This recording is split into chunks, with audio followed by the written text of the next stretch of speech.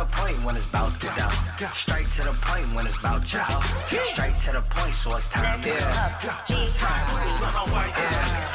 Young Gerald. What's good, peoples? This is episode 6 of Straight to the Point podcast, coming to you live from Good TV with Ray. And man, I know it's been a minute.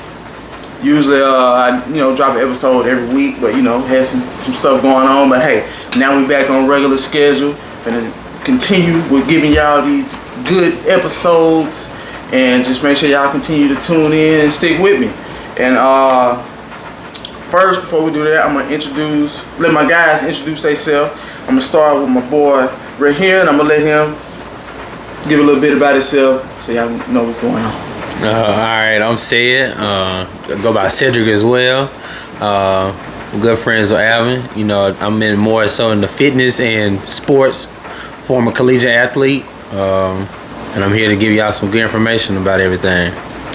Alright, and I got my guy over here. He's actually another YouTuber, so this is my second collab on my page with another YouTuber, and I'm gonna let him tell a little bit about himself and let y'all know what his page about and all that good stuff. What's up, everybody? This is Greg, the host of Real Talk with Greg. You can find that on Facebook and YouTube. My Facebook page is Gregory Roby Jr. That's Roby, R-O-B-Y. Instagram, Gregory versus Greg. And that's pretty much it. You know what I'm saying? We talk about fitness. I lost my train of thought. Fitness, relationship advice from a guy's perspective. Gentleman attire, how to dress, in certain situations. Have your mindset meet the qualifications to how you look and feel. So tune in, like, subscribe, share. And one more time, what's that page name? Real Talk with Greg, G-R-E-G. Popping up right about now. Should be popping up. Alright, let's go on and get into this thing. Let's talk about this, a little bit about the NFL. How, during with this corona stuff going on, it's really been throwing a wrench in some things. Like, it's stuff been going on in the league that we ain't never seen, games getting postponed, and 4-star players not playing because they catching that shit. And I mean, like, how just how everything been going on. Like, what's y'all take on that? Like, some people said the league shouldn't have never started up. Right. Some people say, hey, you got your choice whether you play or not. What was your, if you were playing, what would y'all say about it? I feel like if I was playing, I feel like I would be kind of hesitant in playing. Just being close proximity with people, you can catch it, and if you really around your family a lot, they can catch it. But true. At the end of the day, I know those guys have to go to work. It's their job, so they trying to get paid. Their job. Yeah, so they kind of on a week in and week out basis. Even though they got contracts, COVID. The dudes, they said if you decided to not play, you still get a check, but it's like you take a little pay cut. Take a pay cut. How much? Yeah, but depending on their lifestyles, I guess you can take that pay cut. But I mean, it's been interesting to see the league be postponed, especially see a game being postponed. Coaches catching it, right. Everybody getting sick, and you just like, wow, like 1 week they in, and then the protocols they got to set in place. I know at the end of the day it's a business, but just as a player standpoint, you gotta protect your health, because your body is where you make your money at. So, but it's still interesting to see them play. Sometimes it's not. It's weird to see no fans. So it's like you see it, and you're like you hear the screaming and everything, but if you look in the stands, there's nobody there, so you got the speakers on. I know it feel like practice for the guy. Like some guys said, they need them fans. They play, off the fans. You need the energy. Them hyping them up, and now you score a touchdown, and it's crickets out there. Nobody. You can't wave at mama or nothing. Yeah, right. It's different. It's just kind of like playing like backyard football. Everybody is Peyton Manning or Terrell Davis or they're Randy Moss. But when you put a whistle on, the play style turns different. And it's the same thing with the crowd. You got fans screaming at you. maybe a random cup get thrown out the stands or something, like it does make a difference. Yeah. So it's true. Yeah, it's true. What do you think? Like the NBA, they started back up. They had the bubble going on.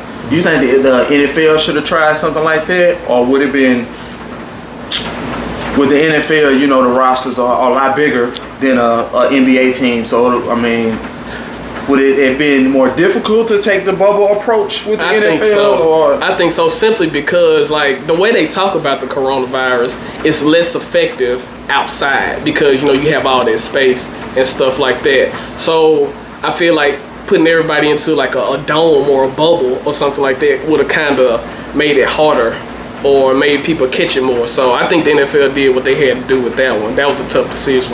Yeah, it was a tough one. The bubble, like you said, you make a good point. It is more players on the NFL, right? You got a 55-man roster, so that's 55 people you had to keep in one close proximity. They would have to make a dome. Yeah, and like you had to really literally rent out a city to house those boys and their families. Because 9 out of 10, they want their families with them. So it'd be harder. Like versus the NBA, you might have 10, 12. You can keep them in a hotel or a penthouse for a couple of days, but it's harder for the 55. Now, could it have worked a little bit? Could they come up with something similar to that? I mean, it's a $1 billion industry. They could have came up with something. They could have got trailers, mobile homes, or something like that to put them in. Ooh, that's a lot though. They had to put on. I mean, they do got the money to do that. They got the money. I mean, they still making money off of the views that they get. People still buying merchandise. They was this corona stuff. They really taking that stuff serious because there was a dude. I want to say he was on the Seahawks, I think. Don't quote me on that, but anyway, he was a NFL player, and he got cut because he got caught trying to sneak a female. Oh, for the Jaguars. That might have been, but I forgot. The rookie, he got cut from the team. They cut him because he tried to sneak a girl in. And some people were saying that was a little harsh. You should have just paid maybe a fine. But at the same time, it's like he could have had that one person could have messed the whole season off. Because it was before the league, before games were being played, they were still trying to figure out what they was going to do and all of that. So there was a potential. I mean, it came in and she could have infected him. She could have been asymptomatic, infected him, and he's around the whole team. Right. I see that. Yeah, that is tough. And I talked about that on one of my first couple of episodes. Dude, it was crazy. He was an undrafted player at that, and you out here doing this extra stuff. Mm-hmm. You still trying to make the team, like. Right. But so, yeah. So on to the next. NBA just got wrapped up. LeBron got his fourth title. Yeah.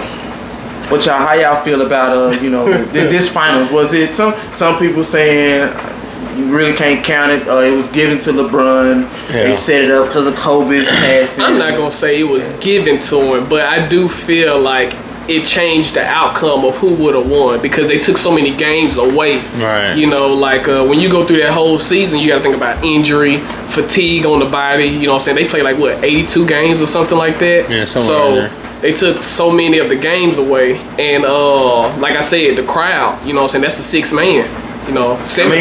Even before the bubble, the Lakers was one of the top teams in the league before all this corona stuff came into play. That's true. I'm not saying they wouldn't have won, but the longevity of the season, because you got to think about it, they'll still be playing right now. The finals ain't until February. They so now I ain't gonna say it had, but almost had the season. Yeah, because they was like we was talking about the league. They just out there playing pickup games, and you know what I'm saying. It's different when you got that crowd in there, the roar of that crowd in those buildings and stuff like that. So I really feel like it could have been a potential difference if Corona wouldn't have hit and the games would have stayed the same. Because you saw your boy AD got hurt. But he came back. Something's going on with his ankle. Whatever. But he came back and he performed. Yeah, he did. He did his thing. He made his money. Yeah, he did his thing. But regular season though, the wear and tear on that ankle long term could have put him out for a couple of games and they could have lost more. True. True. I mean, but you always had that what if factor. Yeah. You can't, And like I said, some people feel like it's this. Like I said, they can't count this. But people were like, oh man, you know, he didn't play nobody. But when he was in the, you know, he's in the East now, right? Or is it flip-flop? But anyway, they were saying, oh, when he was, you know, playing it. At the end of the day, LeBron don't pick the teams that he play. That's true. That's true. He's not picking these teams. Ain't nobody going out there making these shots. Nah. I mean, like, it ain't like they something's going on to where, you know, they ain't giving them points. You know what I'm saying? Yeah, that's true. Like, ain't none of that's going on. So how could you say, oh, it's rigged or it's given? Like, we watching the game. We watching this team compete. Yeah. We looking at these people. It ain't like there was a time where, you know, oh man, they didn't play the whole game. Now, some games it may look like that just because they killing somebody. Yeah. But in our reality, that's really not. Well, let me ask you this: do you feel like that because a lot of people say they always have to stack players around LeBron for him to win? Do you feel like that's the case? And I've heard other people say that they pay the other team to lose. Talking about like how it's always been a myth that's been rigged. Yeah. The way I look at that, as far as everybody talking about, oh, he didn't got with these players and they didn't save him. It's a team thing. Right. You could be somebody coming off the bench, and if you come in and hit that game-winning shot, I mean, that's what you're supposed to do. You're supposed to help your team, right? That's true. That's true. I mean, and then like they talk about like with the Ray Allen, he had shot the big three and saved him. Kyrie, he shot the big three and, you know, kept everything going. But you got to look at it like this. And even this season, when they was talking about he should have shot the ball instead of passing it out to Danny Green, and he missed it where that could have been, you know, the dagger for the game. That game, LeBron had dropped 40. If that's not enough, I mean, what more do you want me to do? I done dropped 40 tonight. I don't think passing it to Danny Green was a bad idea anyway. Danny Green is a shooter. And he held the record for most three-pointers for a whole, you know, like he held that record. Once upon a time, he was one of the top three-point shooters in the league. I don't think that was a bad pass. Yeah, I don't think so. I think he didn't make it. It's just a comparison that they give, like, oh, he's supposed to be the greatest of all time. He's supposed to make the game-winning shot every time. I mean, then you know a lot of people talk about, oh, he went to this team and to team up with these players. It's a business move, man. Look, even when he first came in, that first year with Cleveland, not the first year, but that Cleveland team. Where he played with a bunch of nobodies, he got that team to the championship. Right. Now they lost, but he got his team to the championships with a bunch of nobodies. Yeah. Did nobody say nothing about that then? But the minute he go, but when he go team up with some people that's actually gonna help him win, it's a problem. Yeah, you're I don't fault that. You know what I'm saying? Like, because at the end of the day, you do what you got to do to win or whatever. So if you got to stack your team with other players just as good or better than me, ride out. That's true. You know what I'm saying? Because at the end of the day, the outcome is income. You know what I'm saying? Like, we got to win this championship. We got to get this money.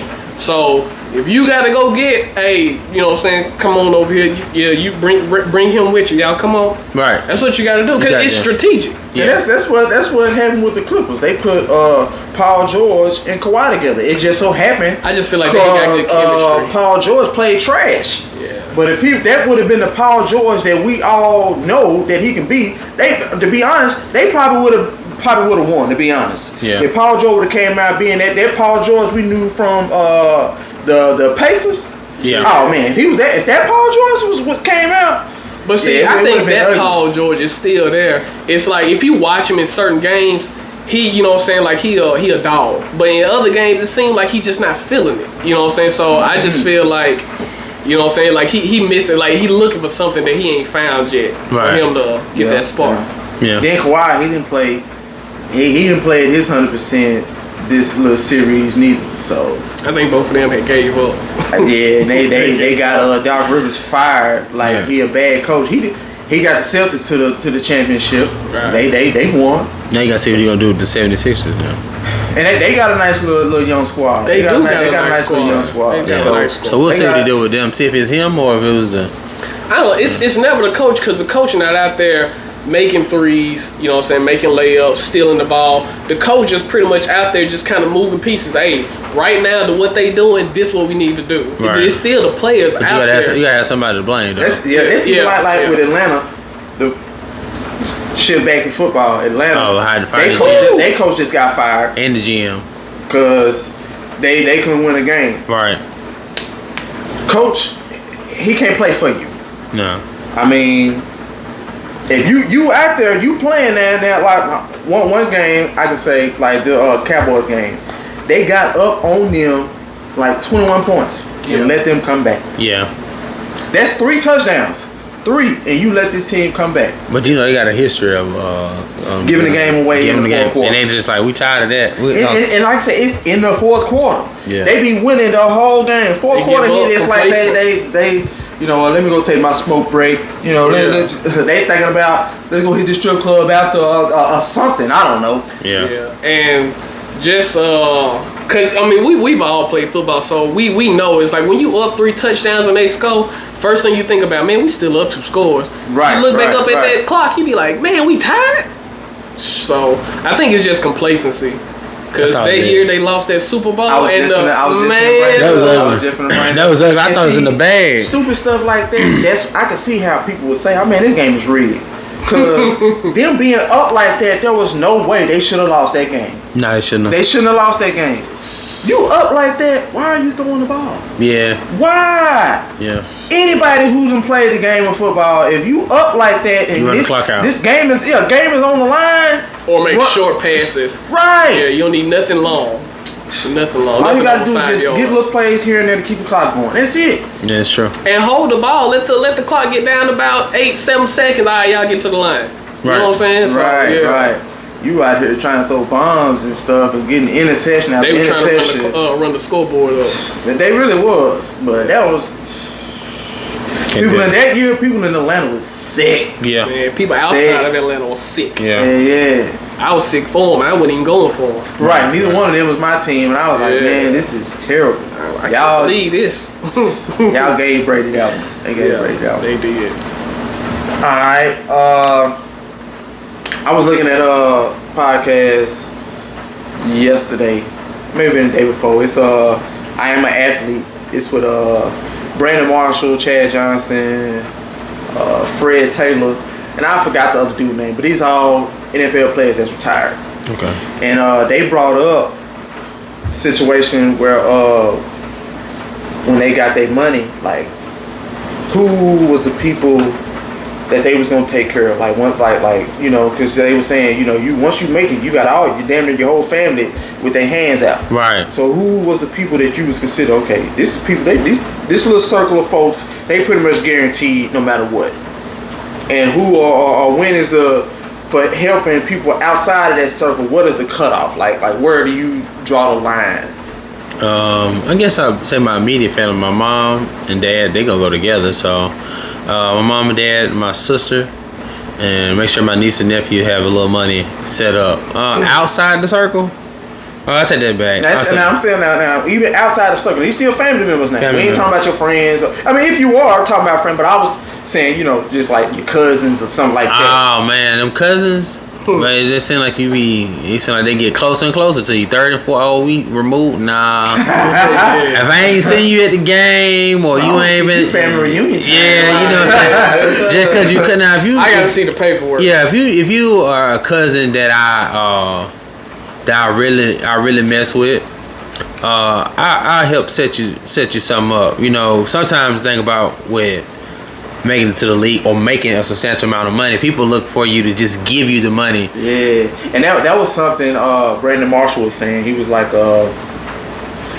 he said he told his family, he was like, look, if y'all want me to give y'all some money, come to me with a business plan. That's all I was about to say. Yeah, let me know what you. Let me know. Just give you money. He was like, look, come to me with a business plan. Yeah. And if everything looks to par, I'll feed you on that because I'm not just gonna buy you no car and no right. And a whole bunch of stuff like that. Give you a lump sum of money for you to blow and come back and ask for money. Like, nobody came to him with a business plan. Yeah. So if you need like a house or something like that, let me see. Yeah. Don't be trying to come to me with no 6-story and no 10-acre place. another dude that was on the pod. The actual dude that I don't know, he was a DB for the Dolphins. But anyway, he said things that he was doing for some of his people. Like say they wanted a house. He said he would go buy the house, and instead of them paying the people, he was their landlord. They would pay him. Okay. So he was like, yeah, I'd buy the house, and now you paying me rent. Yeah. Like the house is paid for, but you pay. Right. And he was like, sometimes even then it would still cause problems because how this is my cousin, so I could probably be late or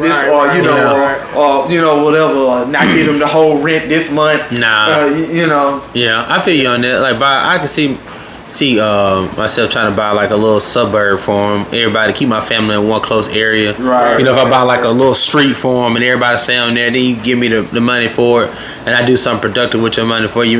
Put it up for you or something like that. But if I'm making the money, I'm gonna help you invest yours. But it's always hard when you start making money and everybody start reaching their hand out for it. People know you making money. Nonsense. I didn't know. Like they were saying, say if you get a $6 million contract, they gonna tax you. It was like $2 million of that is going. That's $2 million of that is taxes. Taxes. I was like, shit. You gotta pay That's taxes. a lot. I paid $100 million. Paid $100 million tax. You gotta pay taxes. When they tax you. Yeah. I'm like, damn. Taxes, and then you gotta worry about paying your agent. You gotta worry about paying. Because that's why you gotta be smart with your money. That's one thing they were saying. Like, you get this $6 million contract, don't go out here spending this whole $6 million thinking all that's coming to you. And now you in debt because you gotta pay your taxes, then pay all the other people you gotta pay. So they gonna need that. They looking for it. They're coming for it. That's why you gotta write that out before you even get it. Then they was talking about now that they retired, it's only about their immediate family, meaning they got kids. Yeah. Just married or whatever. Yeah. That's pretty much the only people. Of course, mom and daddy. Yeah. I feel like, cause if something was to happen, like, and I hit the lotto or something like that, I'm gonna make sure my mom and my sisters are taken care of. Right. You know what I'm saying? First off, before, I enjoy any of that money. Like, I'm gonna make sure that they don't have to want for nothing. All their same thing with the business plan. Yeah. They gon', you know what I'm saying? They gonna be good. And then, you know what I'm saying? Like, after that, now I'm gonna invest. I'm gonna put something aside for my kids and things like that. So yeah. What if your sister you done broke off now? She done. I spent this. I need this. Well, it's with my sister, they got some good heads on their shoulders, so I wouldn't have to worry about that. But if that was to happen, then now it's time for tough love. It's like, okay, well, you spent that. Well, now I'm gonna have to you're gonna have to show me something, just like you said earlier about the business plan. You know what I'm saying? How are you gonna not spend it again? You know what I'm saying? You show it to me. I ain't gonna give you all of it. I give you a little bit to get you started. And as you get started, once you start profiting, I give you a little more to cover, you know what I'm saying, if you short this month or something. So that's how I would handle it. Right. I feel that. Yeah, I feel that. Ain't no wrong with that. Yeah, I mean, like I said, if I was that retired athlete, I got kids now, so hey, I'm definitely gotta make sure, like I say, if I had it now and with the kids the age that they are, I'm finna put some money for the side so they colleges paid for. When that time comes, they ain't gotta worry about getting no student loan, none of that type of shit. Even still, like with my kids, I wouldn't have it all set aside so they can get it at one point. I'm gonna have it in stages. So when you turn 18, you get a little I've seen stuff like 21, 25, 30. So over the course of your life, you get a little bit, but not so much to where you blow it. Yeah, 18, your mind still ain't all the way there.